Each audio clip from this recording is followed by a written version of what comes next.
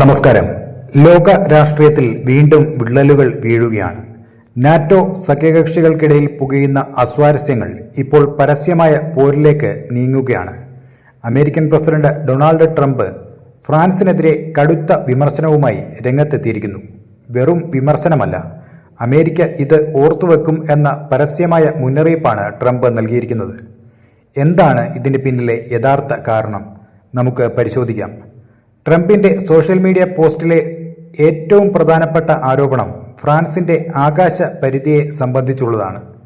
ഇസ്രയേലിലേക്ക് സൈനിക സാമഗ്രികളുമായി പോയ American വിമാനങ്ങളെ French മണ്ണിലൂടെ പറക്കാൻ ഇമ്മാനുവൽ മക്രോണിന്റെ സർക്കാർ അനുവദിച്ചില്ല എന്നാണ് ട്രംപ് പറയുന്നത്.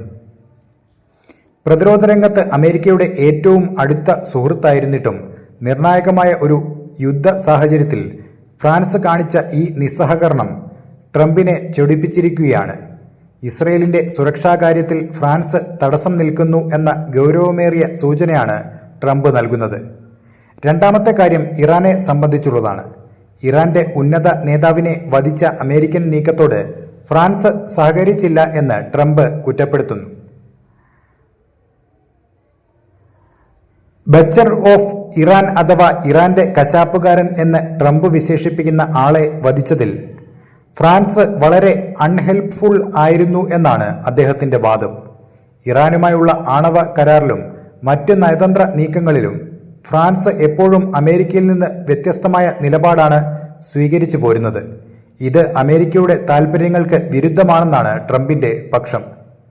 എന്തുകൊണ്ടാണ് ഫ്രാൻസ് ഇത്തരമൊരു നിലപാടെടുക്കുന്നത്? യൂറോപ്പിന്റെ സ്വന്തമായ ഒരു സ്വതന്ത്ര വിദേശനയം വേണമെന്നത് ഫ്രഞ്ച് പ്രസിഡന്റ് ഇമ്മാനുവൽ മാക്രോണിന്റെ വലിയൊരു ലക്ഷ്യമാണ്. എല്ലാ കാര്യങ്ങളിലും അമേരിക്കയെ അന്ധമായി പിന്തുടരാൻ ഫ്രാൻസ് തയ്യാറല്ല. പ്രത്യേകിച്ച് മിഡിൽ ഈസ്റ്റിലെ സംഘർഷങ്ങളിൽ നേരിട്ട് ഭാഗമാകുന്നതിനോട് ഫ്രാൻസിന് താൽപ്പര്യമില്ല.